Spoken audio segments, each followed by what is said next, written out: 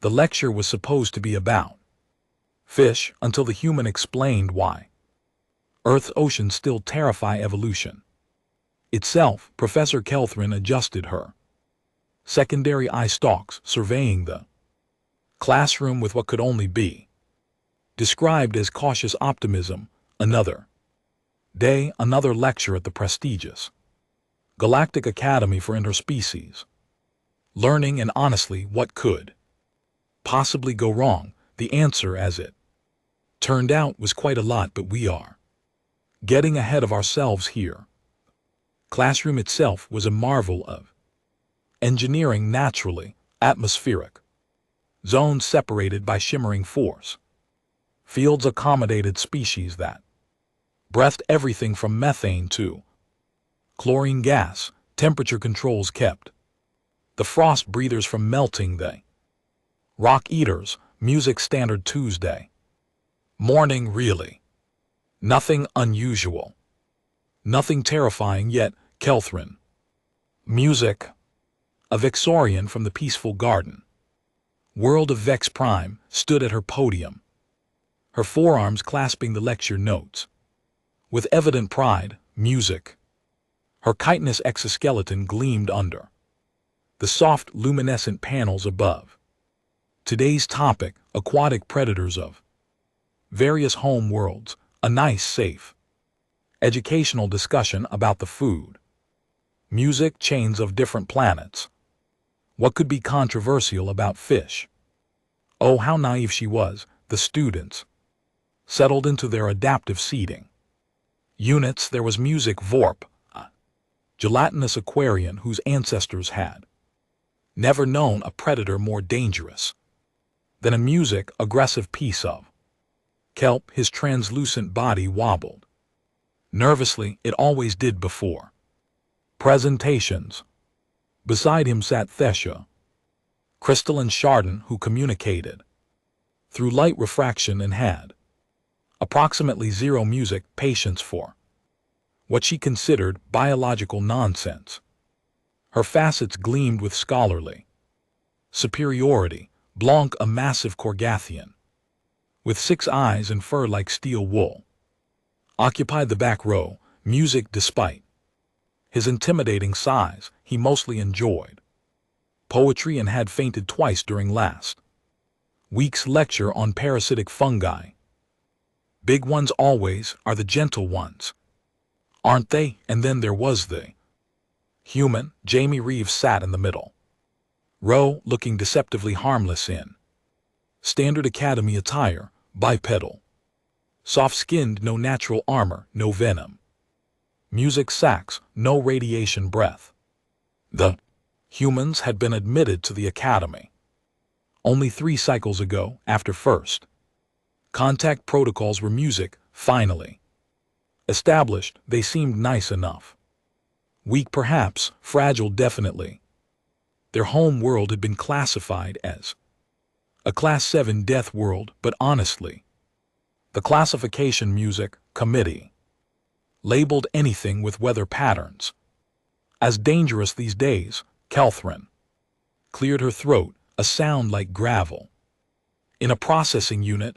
Good morning, students. Today we will be presenting on the apex aquatic predators of your respective home worlds. Who would like to begin? Several appendages raised into the air. Nobody suspected a thing. Vorp's gelatinous form rippled forward. And GT, music.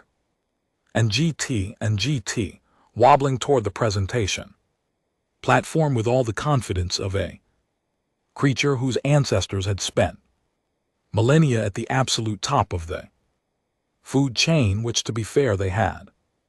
When your competition is algae. And GT, music. And GT, dominance comes easy. I will present on the fearsome bubble north of Aquaria. Vorp announced. Music. His voice gurgling through his translation implant. The holographic display flickered to life, showing what could only be described as, well, a floating pancake with eyes. Behold, Vorp continued, his body quivering with what might have been pride, the apex predator of our oceans. The bubble. Music north grows to an impressive 15 cm in diameter and possesses a hunting strategy of unparalleled cunning. Music, Kelthrin nodded approvingly, making notes on her data pad. Bubble north. And GT, music. And GT, Vorp explained, his tone dropping to what he probably thought was menacing. Drifts along the ocean currents. Waiting, always waiting, when unsuspecting microplankton music. Float near it, and this is the terrifying part, it absorbs them through osmosis, a pause for dramatic effect. Truly music. Thesha's voice chimed through light pulses, translating to deadpan sarcasm. A creature from nightmares, music. Vorp deflated slightly, which for a gelatinous being was quite literal. It has no natural predators. That makes it apex, 'cause nothing wants to eat it. Blanc rumbled from music, the back not unkindly. My world has rocks more threatening. Jamie said nothing, but there was a curious expression on the human's face, a slight twitch at the corners of the mouth. Professor Kelthrin, who had been studying music, human facial expressions from the Academy's handbook, believed this was called a smile. How pleasant music. How wrong she was. Thesha went next, her crystalline body refracting the classroom lights into rainbow patterns. Across the walls, the shimmer elev shard deep, she announced, displaying a hologram of what appeared to be a translucent ribbon with fins. It reaches lengths of 1 m and feeds exclusively on bottom-dwelling crystal deposits. Its most formidable defense. Music mechanism is becoming slightly harder to see when frightened. Fascinating adaptation, Kelthrin. Music said, antennae perking up, and its hunting strategy, it does not hunt, Thesha replied, her tones chiming like bells. It filter feeds, but it does so aggressively. Aggressively, Kelthrin repeated, mandibles clicking thoughtfully. Yes. Sometimes it filters for up to 6 hours, continuously without rest. From the middle row there came a sound, a short, sharp exhalation from the human. Jamie's hand had moved to cover their mouth, shoulders shaking slightly. Professor Kelthrin consulted her handbook again. Was this a seizure? No, wait, music. Suppressed laughter, perhaps. Are you quite all right, Jamie? Kelthrin inquired, concerned. The human waved a hand dismissively. Fine, Professor. Sorry. And GT, music. And GT, just thinking about something, please. Continue. Kelthrin's eye stalks narrowed suspiciously, but she returned her attention to Thesha's presentation. The pattern was clear now. The galaxy's aquatic life was, by and large, rather polite. And GT, music. And GT, docile even. Evolution on most worlds had taken a leisurely stroll rather than an arms race. Excellent music. Presentations both, Kelthrin announced. Now who is next? Ah, yes. Jamie, would you like to share about Earth's aquatic predators? The human stood up slowly. Several students would later recall that the temperature in the room seemed to drop. Jamie Reeves walked to the presentation platform, music, with the casual gait of someone who had absolutely no idea they were about to traumatize an entire classroom. The human tapped music at the holographic controls, pulling up an image of Earth. That bizarre little blue music, marble, spinning in space. So Jamie began. And there was something in that tone. Something that made Kelthrin's antennae twitch with unease. Earth's oceans. The image zoomed in, showing vast expanses of music, dark blue water, deeper than any ocean on Victoria, wider than the crystal seas of Chardon, 70% of music the planet's surface just water, and well, we will get to that part. Our oceans, Jamie continued, hands clasped behind her back, like a military officer delivering briefing, cover roughly 360 million music square kilometers. They reach depths of 11,000 m, and they are full. Absolutely music packed with things that want to eat you. Vorp's gelatinous body went perfectly still. Now I could talk about the box jellyfish whose venom can kill you in minutes, or the saltwater crocodile, which is basically a dinosaur that never got music, the memo about extinction, or the stonefish, which looks like a rock until you step on it and its venomous spines inject neurotoxins that cause tissue necrosis. Music, I am sorry, Thesha interrupted, her light pulses flickering with confusion. Did you say tissue necrosis? Oh yeah, Jamie said cheerfully. Your flesh just dies, rots right off, but we are not talking about any of those today, Professor. Kelthrin's mandibles hung open.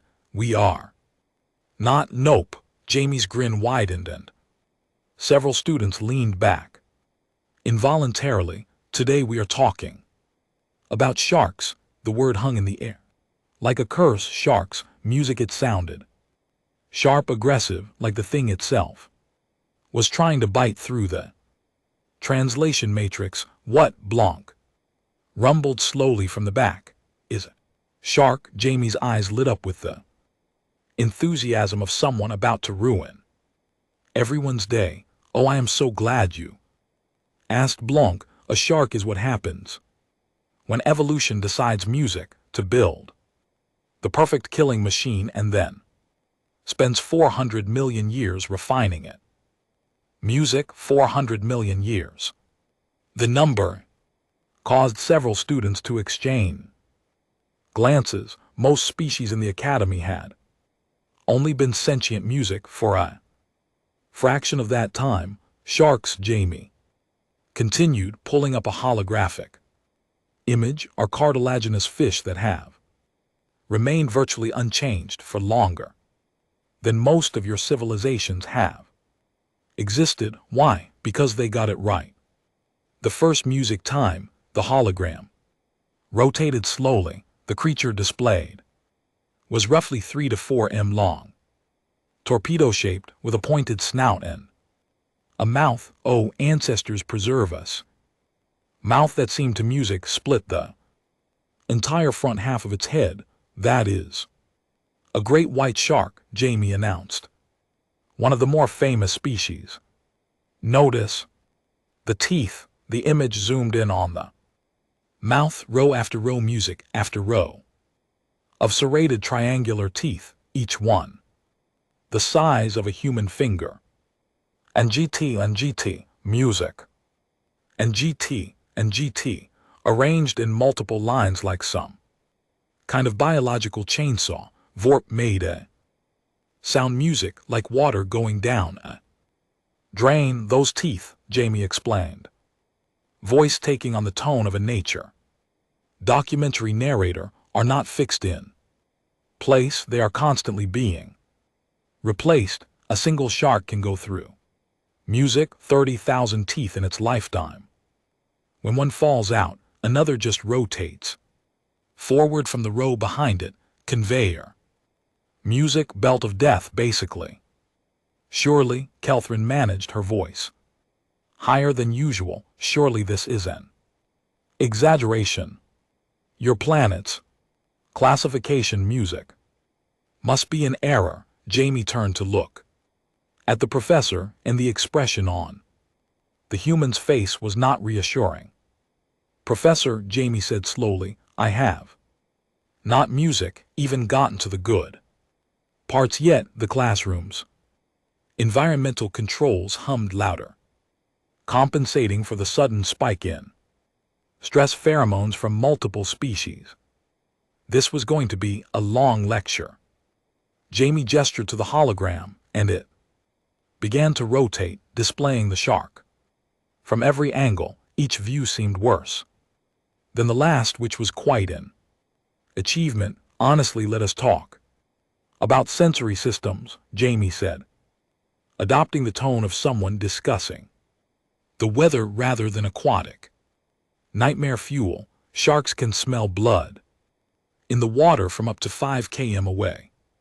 1 part music per million, that is like detecting a single drop of blood in an Olympic-sized swimming pool. Impossible, Thesia chimed her crystalline structure flickering with skepticism.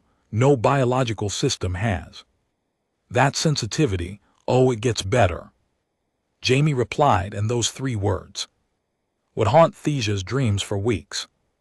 They also have electroreception, special organs called ampullae of Lorenzini that detect electrical fields. They can sense music, the heartbeat of prey buried under sand, your beating heart, hidden protected music, and they know exactly where it is. Blanc's 6 eyes blinked in sequential horror. And their eyes, Jamie continued, clearly warming to the subject now.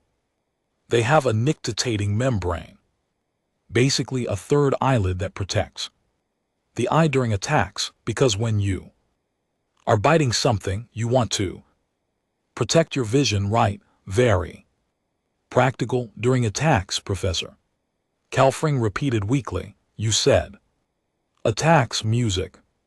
Well, yeah, they are predators, Professor. That is kind of the whole deal. Jamie swiped the hologram to show a hunting sequence. Great whites. Music can swim at speeds up to 56 km/h. When they attack seals, they come from below, building up speed, and they hit with so much force that they breach music, launching themselves completely out of the water. 3 m of muscle and teeth flying through the air. Vorp had begun leaking fluid, which his species only did under music, extreme distress. Now the great white is not even the biggest shark, Jamie added casually, as if this information was not going to shatter the worldview of everyone present. That would be the whale shark, which grows up to 18 m long. The number hit the classroom like a physical music force. 18 m. Some of the students were not even that tall, standing on each other's appendages. However, Jamie continued, holding up a finger, the whale shark is actually a filter feeder. Music, totally harmless, gentle giant really. But we also have the megalodon, which went extinct a music few million years ago. Those grew to about 20 m and could bite with a force of 18 tons. Music. Tons, Blanc whispered, as in the unit of measurement for industrial equipment. Yep, their teeth were the size of a human hand. They could eat whales, whole whales, just crunch. Professor Kelfring's antennae had gone completely flat against her head. A Victorian stress response. Jamie, perhaps we should move on to another subject. I think the class has sufficient information about. Oh, but I have not told you about the different hunting strategies yet, Jamie interrupted, and the professor's mandibles clicked in. What might music have been? A whimper. See, different species have different approaches. The hammerhead shark, for example, has its eyes on the sides of its flattened head, giving it a 360 degrees view, almost impossible to sneak up on. A new hologram appeared, showing a shark with a head shaped like, well, music, a hammer. Several students recoiled. That is not a real creature. Thesia protested, her light pulses flickering rapidly. That is a nightmare. Someone designed. Oh, it is very real, Jamie assured her. And GT, music.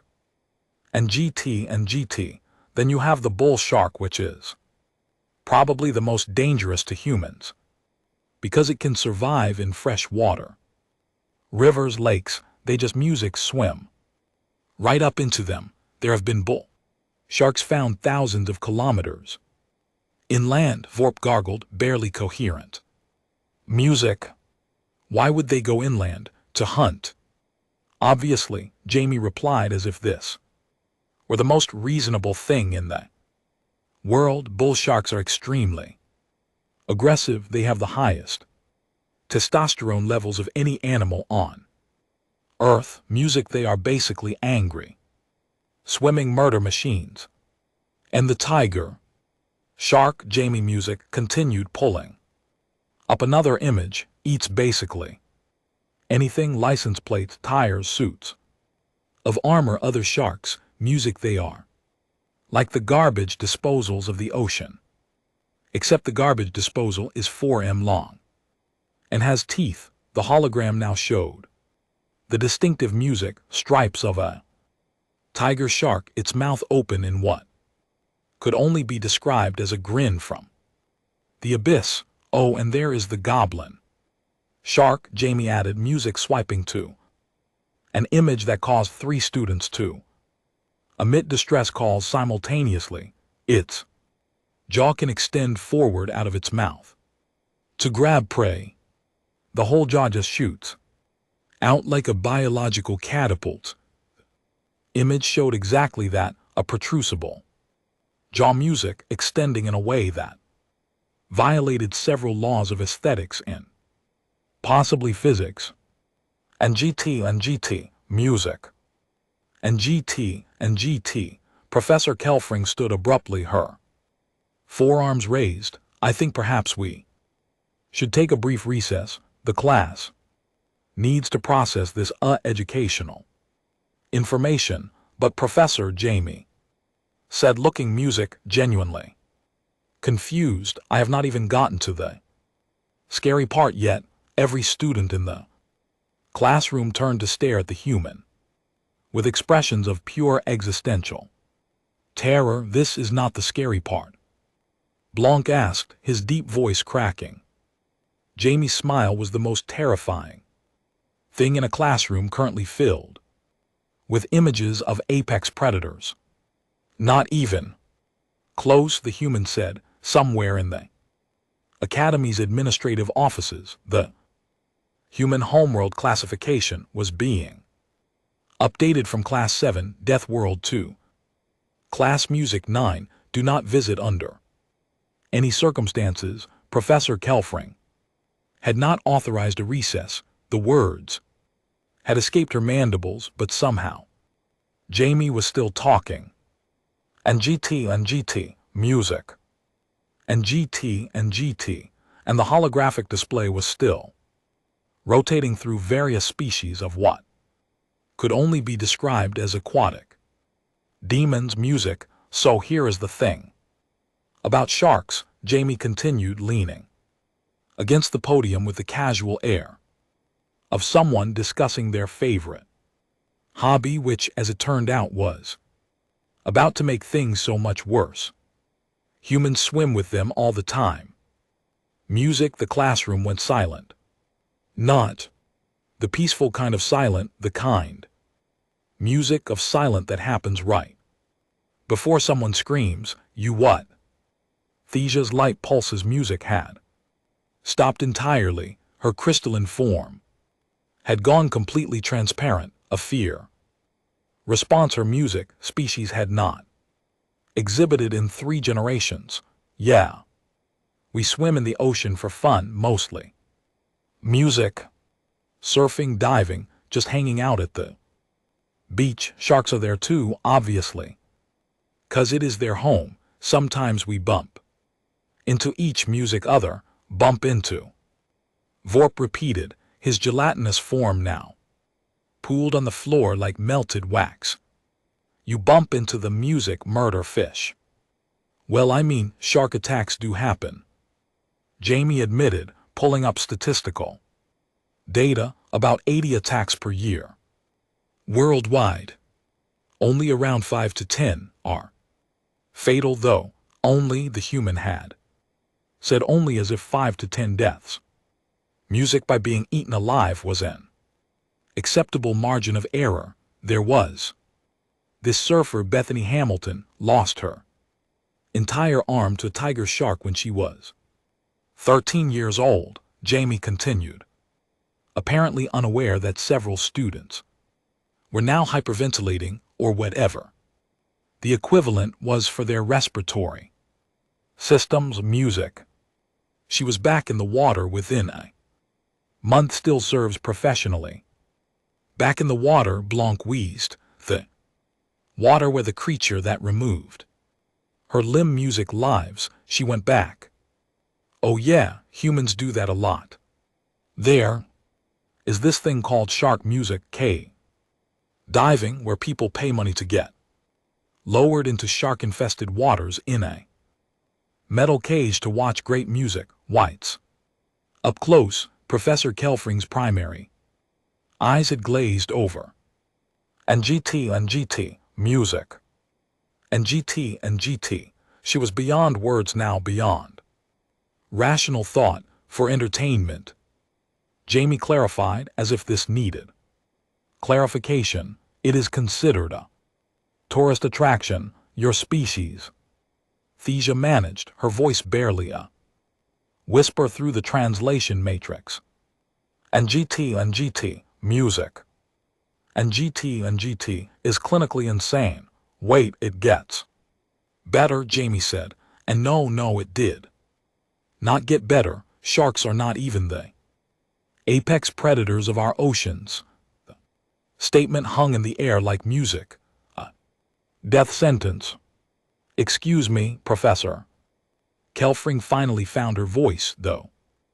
It came out several octaves higher than normal. Not apex. You just spent 20 minutes describing the perfect killing machine. Right, music, but orcas hunt them, Jamie explained. Killer whales. We call them. They are bigger, smarter. And they hunt in packs with coordinated strategies. They flip sharks upside down to induce tonic immobility, basically paralyzing them, and then eat music.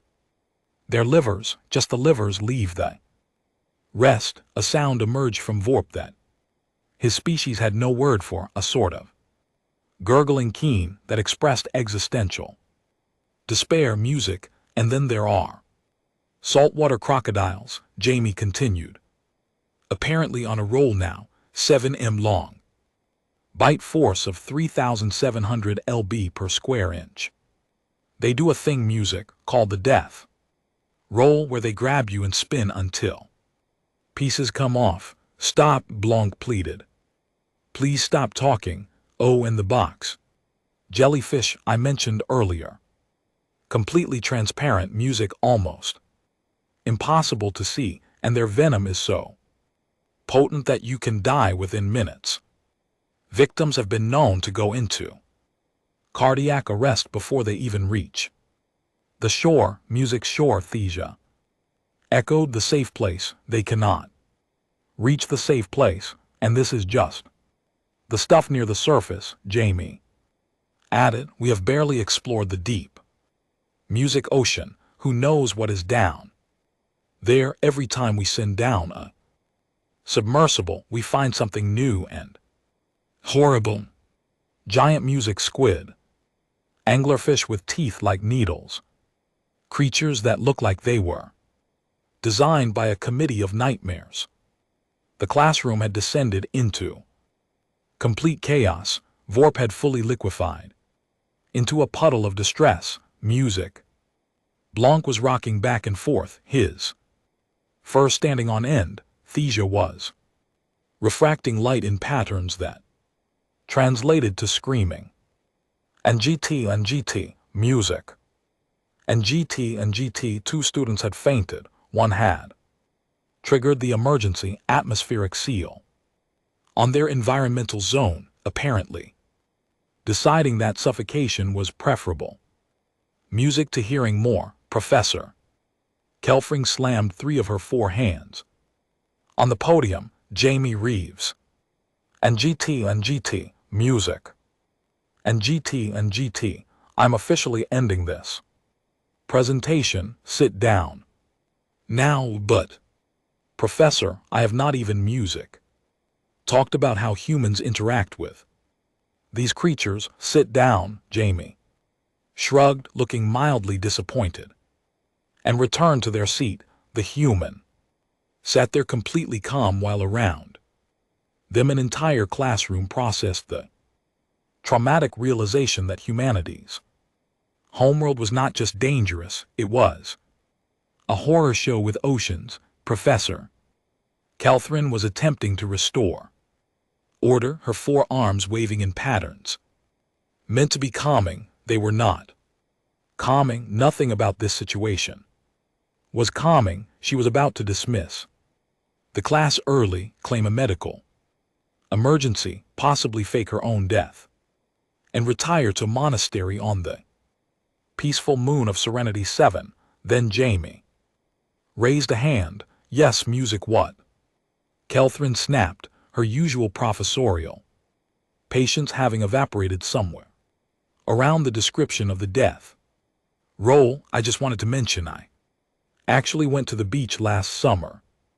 Jamie said conversationally, spent 2 weeks in California, went surfing almost every day. The classroom, which had been slowly recovering, immediately relapsed into panic. You did what? Vorp had somehow managed music to reconstitute himself enough to form words. You entered the death water.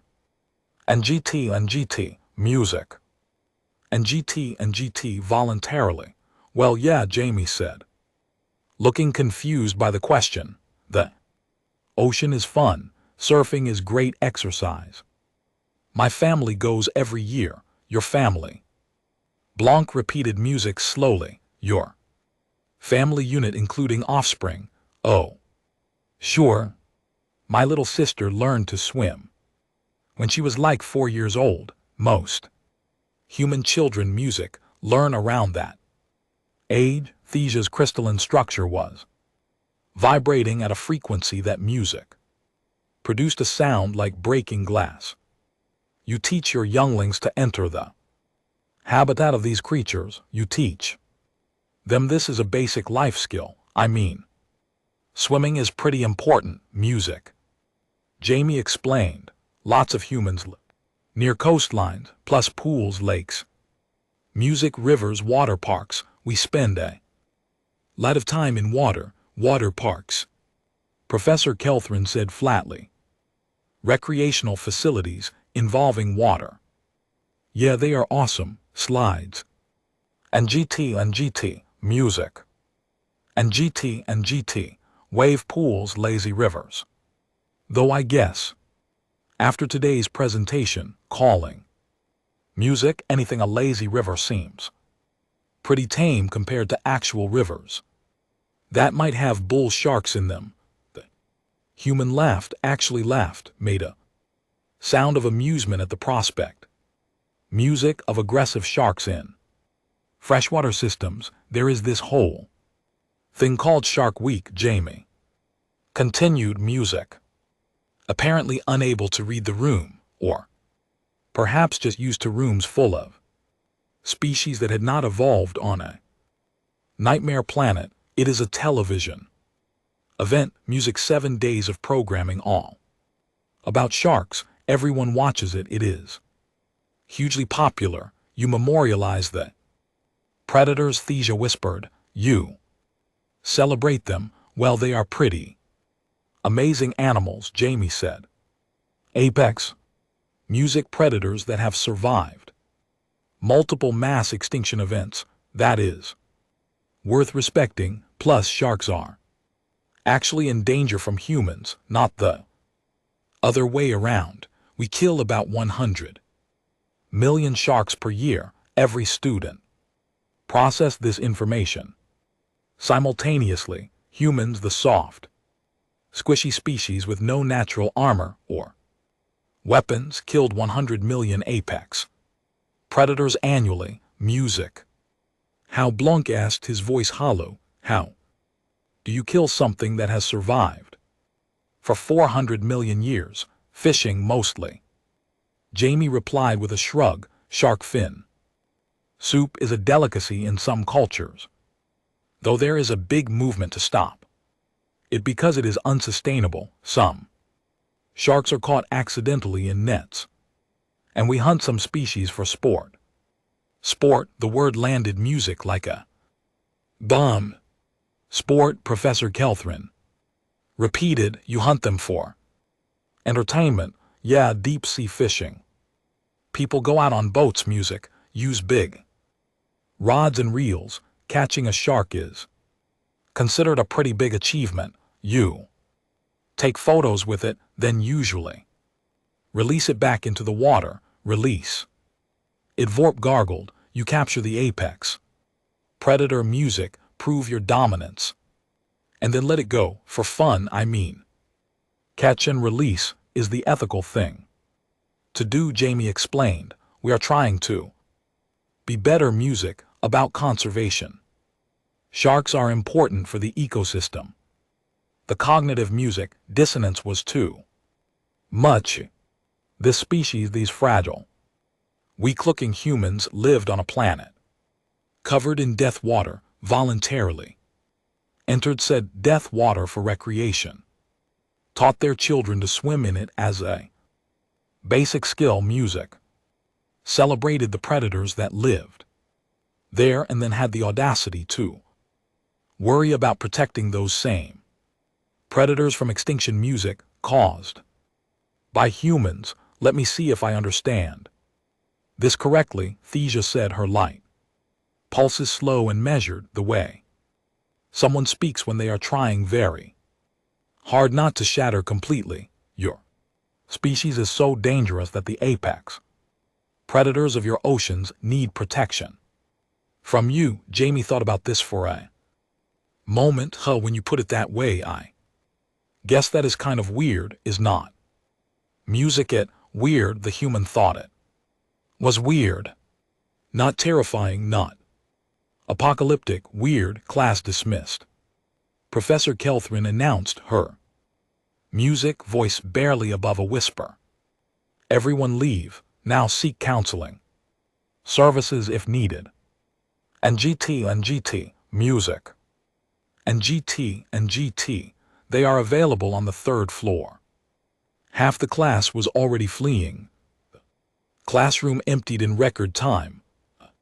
Stampede of various species fleeing through doors and environmental barriers, as if the sharks themselves might somehow manifest through the holographic display. Professor Kelthrin remained at her podium, all 4 arms gripping the edges for support. And GT, music. And GT, her eye stalks drooping with exhaustion. Jamie approached hesitantly, backpack slung over one shoulder. Professor, did I do something wrong? You said to present on apex predators from our home world, and sharks are definitely apex predators, so I thought. Jamie Kelthrin. Music interrupted, her voice containing a weariness that transcended language barriers. Do you understand what you have just done to this classroom? The human blinked genuinely. Music confused. I gave a presentation on marine biology. You described a hellscape. Kelthrin corrected. Music. You spent 45 minutes explaining why your planet's oceans are essentially liquid death filled with creatures. Music, that have perfected murder over 400 million years, and then damn you casually mentioned that your species swims in these oceans for entertainment, but sharks rarely attack humans. Jamie protested. You are more likely to be struck by lightning. The music, eaten by a shark, More people die from vending machines falling on them than from shark attacks. Professor Kelthrin's antennae shot straight up. Your vending machines kill people, I mean if you shake them wrong they can tip over, but that is not really the point. Music, everything on your planet is a hazard, Kelthrin said, sinking into her chair, which adjusted automatically to support her. Music, chitinous frame, the animals, the weather, the furniture. How does your species survive? Jamie shifted.